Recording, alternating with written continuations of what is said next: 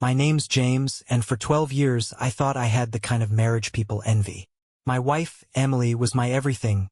Beautiful, smart, charming. The kind of woman who could walk into a room and own it. We met at a 4th of July barbecue, and it was like fireworks weren't just in the sky. I fell hard, and for a long time things were great. We built a life together. A cozy home, a loyal golden retriever named Cooper, and a shared dream of traveling the world someday. Friends called us the perfect couple. But if I've learned anything, it's that perfect is an illusion. The first crack appeared about a year ago. Emily started staying late at work, saying things like, "It's crazy at the office right now," or "My team would fall apart without me." I believed her. Why wouldn't I? She was ambitious, and her career had always been important to her. But then came the other stuff. She started carrying her phone everywhere. I mean everywhere. Shower? Phone. Folding laundry? Phone. She'd be glued to it, laughing at texts she'd never share. When I'd ask what was so funny, she'd dismiss me with, "Oh, just work drama. You wouldn't care." I noticed she'd started dressing up more, too. At first, I thought she was just taking more pride in her appearance. New dresses, heels for casual drinks with coworkers, perfume that lingered long after she left the house. But one night, as she slipped out the door for yet another late meeting, something didn't sit right. That same night, I got a text from my buddy, Mike. He'd seen Emily at a restaurant downtown. Not with coworkers, with a man.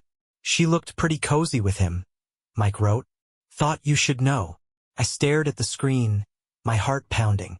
I wanted to dismiss it as a misunderstanding, but deep down, I felt something I hadn't in years doubt. I didn't confront her right away. Instead, I waited, watched, and over the next few weeks, the cracks turned into fissures. Emily's excuses got sloppier, her work trips more frequent, and my suspicion grew into something I couldn't ignore. What happened next changed everything. I couldn't shake the image of Emily sitting at a restaurant with another man. Played over and over in my mind like a loop I couldn't escape. But instead of confronting her outright, I decided to dig deeper. If Emily was lying, I needed proof. The first real red flag came when I asked her about her meeting at the restaurant. I kept it casual, asking how her coworkers were doing. She froze for a split second, just long enough for me to notice.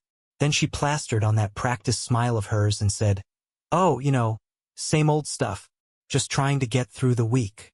That was the moment I knew she was lying. A week later, I found my opportunity.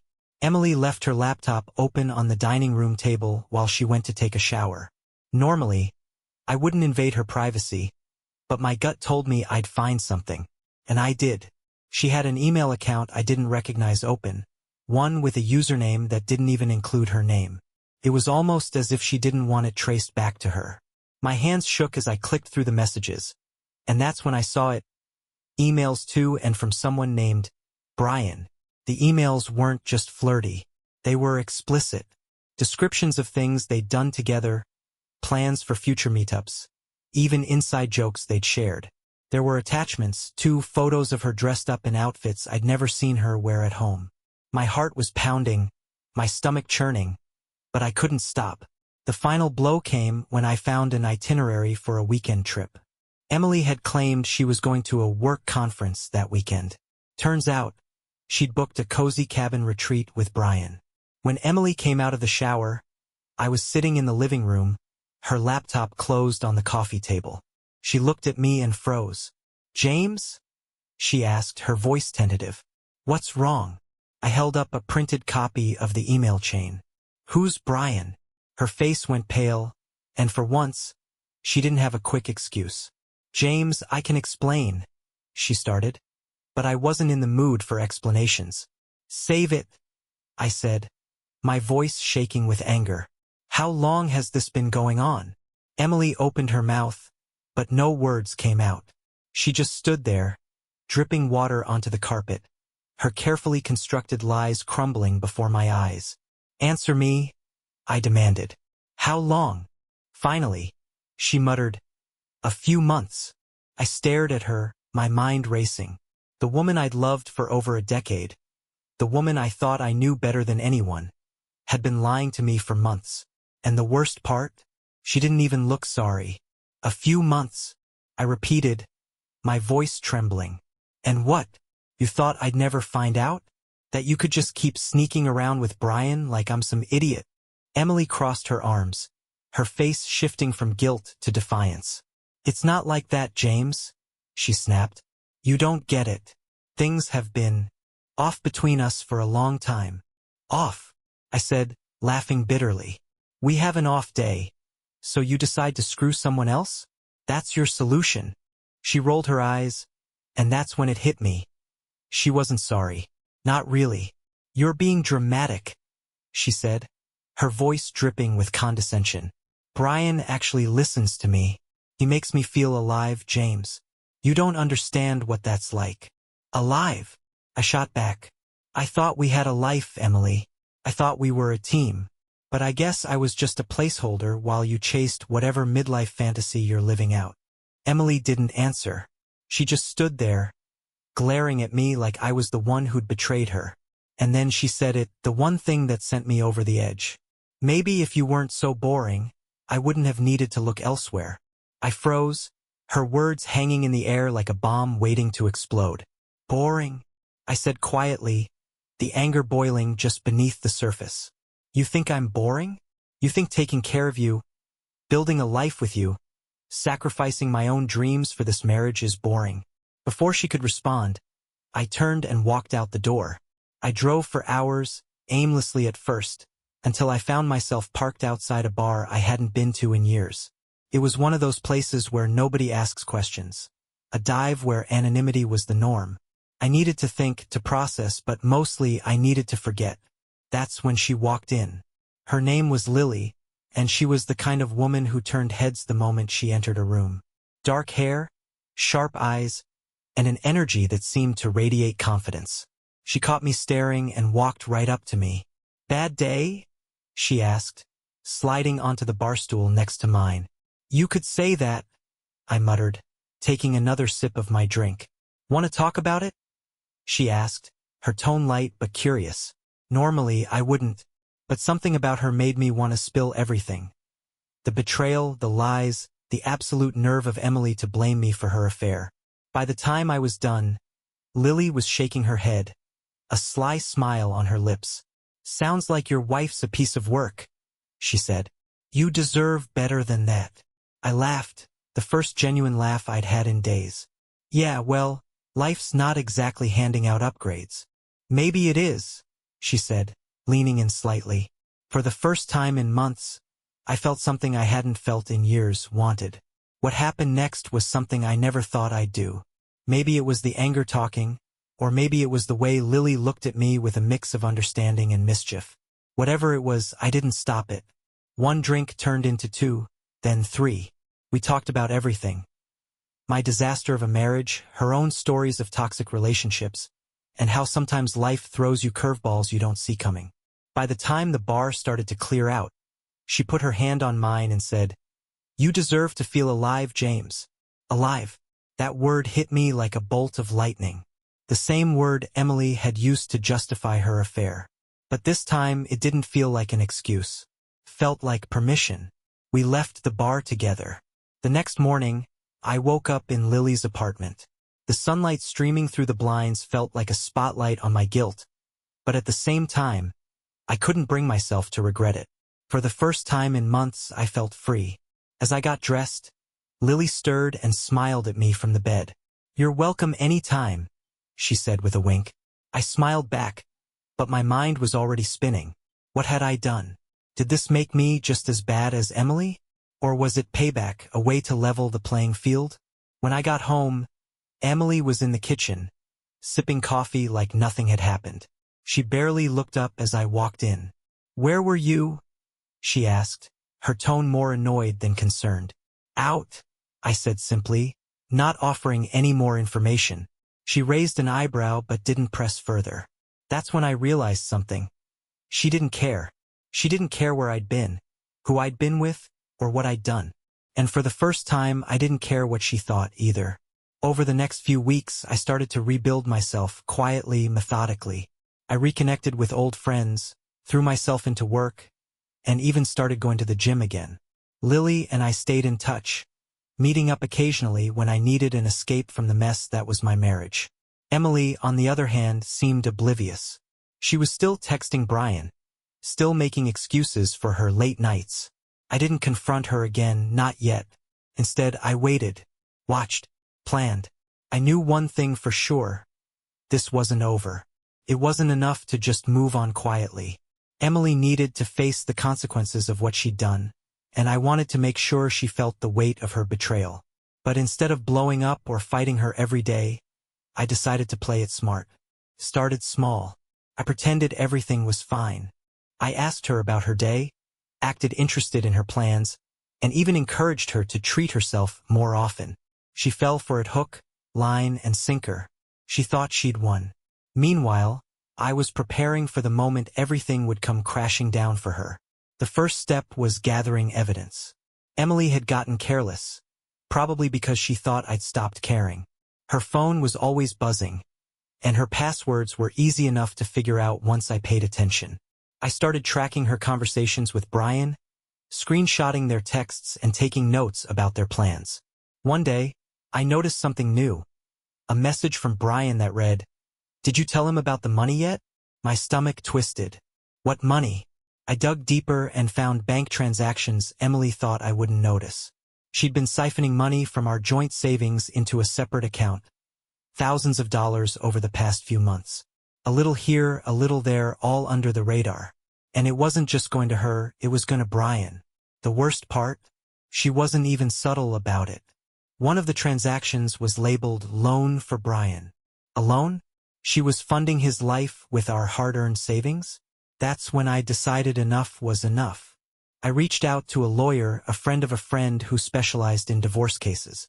I laid out everything, the affair, the texts, the money trail. He told me I had more than enough to protect myself and even to turn the tables on her financially. That's when we hatched a plan. The next step was to make sure Emily didn't see it coming.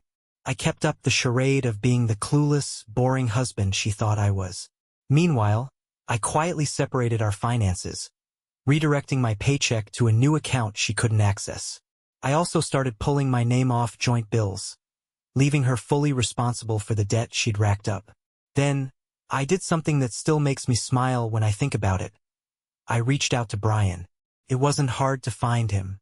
He was exactly what I expected, young, smug, and completely overconfident. I sent him a text from a burner phone pretending to be Emily. "Need to talk. Let's meet tomorrow at the cafe on 8th. When he showed up, I was already waiting at a table. The look on his face when he saw me was priceless. "Brian, right?" I said, gesturing for him to sit. "Who the hell are you?" he asked, his eyes narrowing. "I'm Emily's husband," I said calmly. "The guy who's been funding your little adventures. Nice to finally meet you." His face turned pale. He stammered something about not wanting trouble, but I cut him off. "Relax," I said, leaning in. "I'm not here to fight. I just want you to know the party's over. I've got every text, every transaction, and every bit of proof I need to make your life very uncomfortable. And if you don't disappear from Emily's life immediately, I'll make sure you regret it." He tried to bluster, but it was clear he was out of his depth. By the time I walked out of the cafe, I knew Brian was done. When I got home, Emily was lounging on the couch, scrolling through her phone. She didn't even look up when I walked in. "How was your day?" I asked, smiling to myself. "Fine," she said absently. "Good," I replied, "because tomorrow, yours is about to get a whole lot more interesting." She frowned, finally glancing at me. "What's that supposed to mean?" I didn't answer. Instead, I went to bed, knowing that by this time tomorrow, her carefully crafted lies would come crashing down around her. The next morning, I set the plan in motion. It started with a single email sent to Emily's work address, Brian's personal email, and even a few of our mutual friends. Attached were screenshots of their text messages, copies of the bank transactions, and a brief but damning note. "To everyone involved or affected, this is what Emily and Brian have been up to." I thought the truth deserved to be shared. "Emily, I've already filed the divorce papers. Don't bother coming home tonight. I hit send and closed my laptop, feeling a strange mix of satisfaction and sadness. It wasn't easy to blow up my own life like this, but at this point, there was no saving it. That evening, Emily came home earlier than usual. I was sitting in the kitchen, a packed suitcase on the floor beside me. She walked in, her face pale and tight with anger. "What the hell did you do, James?" she hissed, slamming her purse onto the counter. "Just shared the truth," I said evenly. "Isn't that what you wanted? To live your truth, to feel alive? Well, congratulations, Emily. Now everyone knows exactly how alive you've been feeling." Her face turned red as she paced the kitchen, her hands shaking. "You had no right to do that. You've ruined everything." "No, Emily," I said, standing up. "You ruined everything. I just made sure you couldn't keep lying about it." She glared at me, tears welling in her eyes. "You're so petty, James. This isn't going to fix anything." "It's not about fixing anything," I replied. "It's about moving on. You can have Brian, Emily.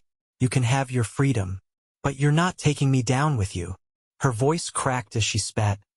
"Do you know how humiliating this is? People at work are talking.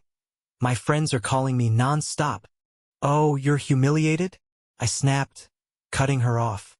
"Try being the guy who loved you, trusted you, and spent years building a life with you, only to find out you were sneaking around with some kid and stealing our money to fund your fantasy." For once, she had nothing to say. She just stood there, her hands clenching and unclenching at her sides. I picked up the suitcase and headed for the door. "I'm staying with a friend for now," I said.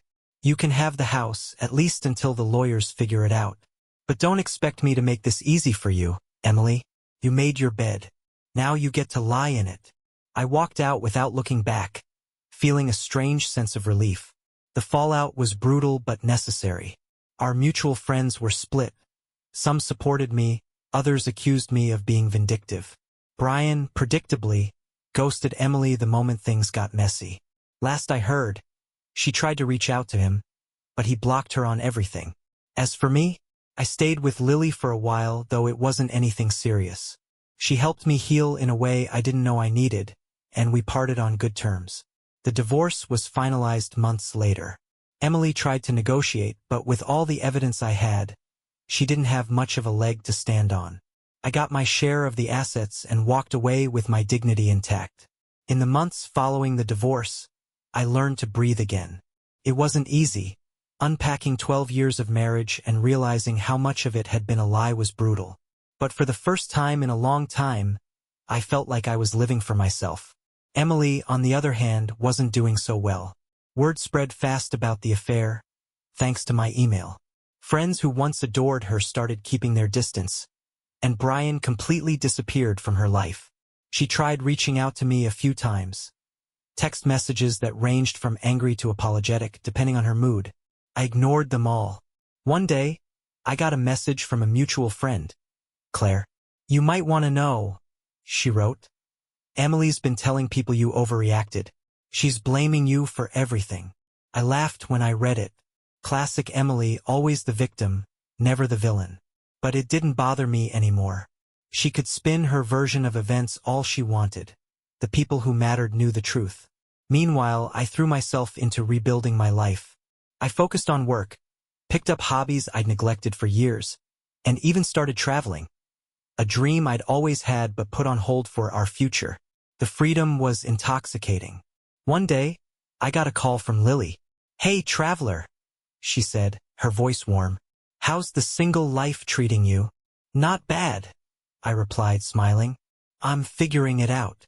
"Good," she said, "because you deserve better than what she gave you. Don't forget that." It wasn't a romantic conversation. It didn't need to be. Lily had been a chapter in my life that helped me turn the page, and I was grateful for her. If you're reading this and you've been through something similar, let me tell you, it gets better. Betrayal cuts deep, but it doesn't define you. What defines you is how you choose to respond, whether you let it destroy you or use it as a catalyst to rebuild. For me, revenge wasn't just about exposing Emily's lies. It was about reclaiming my life and reminding myself that I deserved more. So if you're in the thick of it right now, hold on. Take the steps you need to take, even if they're hard. And remember, the best revenge is living a life you're proud of. After the divorce was finalized, I wasn't sure what to do with myself. For 12 years, my life had revolved around Emily. Her needs, her plans, her dreams. Now, for the first time in over a decade, I had the freedom to focus on me. It was exhilarating and terrifying all at once. The first thing I did was take a solo trip. I'd always dreamed of visiting Yellowstone, but Emily had always shot down the idea, saying it was too outdoorsy for her. So I booked a cabin, packed up Cooper, my loyal golden retriever, and hit the road. That trip was a turning point. Hiking through those sprawling landscapes, I felt a sense of peace I hadn't experienced in years. I started journaling, jotting down my thoughts and reflecting on everything I'd been through. It wasn't just a vacation. It was a reset button for my soul. When I got back, I tackled something I'd put off for years: redecorating the house. Emily had always kept a tight grip on how things looked, but now it was mine to make my own. I painted the walls a deep navy, bought a leather armchair I'd been eyeing for years, and turned the guest room into a home office. It wasn't just about the aesthetics. It was about reclaiming the space as my own. One unexpected outcome of the divorce was how my relationships with friends changed. Some distanced themselves, probably because they felt caught in the middle. But others stepped up in ways I didn't expect. Like Claire. Claire had been part of our social circle for years, and while we'd always been friendly, we were never particularly close. But after the divorce, she reached out more and more, checking in on me and inviting me to casual hangouts with her friends. One evening, she suggested grabbing dinner. "You've been cooped up long enough," she said with a smile. "Let's get out of the house." I hesitated at first, unsure if it was just a friendly gesture or something more. But I went anyway, and to my surprise, we had an amazing time. We talked for hours, laughing about old memories and sharing stories about our lives. For the first time in a long time, I felt genuinely connected to someone. Claire became a regular presence in my life, though we kept things casual. Neither of us was in a rush for anything serious, and that made it all the more refreshing. Every so often, news about Emily would find its way to me, usually through mutual friends or social media. Apparently, life wasn't treating her as kindly as she'd hoped. Brian had ghosted her completely, leaving her to deal with the fallout of her own decisions. One day, I ran into her at the grocery store. She looked worn down, a shadow of the confident woman I once knew. She hesitated when she saw me, then forced a smile. "James," she said, her voice softer than I remembered. "Emily," I replied, keeping my tone neutral. How have you been?" she asked, fiddling with the strap of her bag. "Better," I said honestly. "And you?" She shrugged, looking down. "It's been rough. I made a lot of mistakes." There it was, the faint glimmer of regret I'd always wanted to hear from her. But instead of feeling vindicated, I felt nothing. The anger, the pain, it was gone. "I hope things turn around for you," I said simply, before walking away. By the time a year had passed, my life was completely different. I'd built new routines, forged deeper friendships, and rediscovered passions I'd long forgotten. I even started dating again, slowly, cautiously, but with an open mind. Claire and I remained close, though we decided to keep things platonic. She was a good friend and someone I could count on, but we both agreed we weren't looking for the same things romantically. Instead, I met someone new, a woman named Rachel. Rachel was different from anyone I'd been with before. Down-to-earth, adventurous, and refreshingly honest. We bonded over our shared love of travel and spent hours talking about everything from books to philosophy to our dreams for the future. For the first time in years, I felt like I was building something real, not out of obligation or habit, but out of genuine connection. Looking back, I realized that Emily's betrayal, as painful as it was, had been the catalyst I needed to find myself again. I'd learned to value my own happiness, to set boundaries, and to embrace the unknown. The road wasn't easy, but in the end, it led me somewhere better. That's my story. Thanks for reading. Let me know if you've been through something similar. I'd love to hear how you handled it. Subscribe to the channel so you don't miss any more interesting stories.